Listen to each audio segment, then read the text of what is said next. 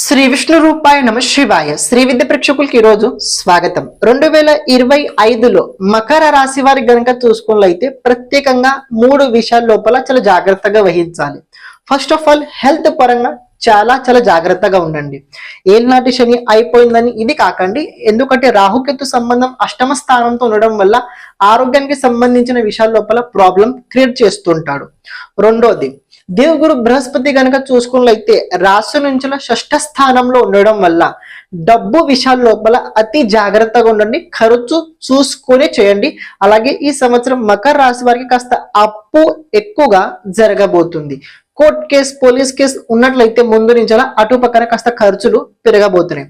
Third point, సంతాన వ్యక్తిగత జీవితం లోపల సంతాన భవిష్యత్తు కోసం ఈ సంవత్సరం మకర రాశి వారికి కొన్ని త్యాగాలు తప్పకుండా చేయాల్సి వస్తుంది. ఆ త్యాగం చూసుకున్నట్లయితే మీరు చేయగలుగుతారు.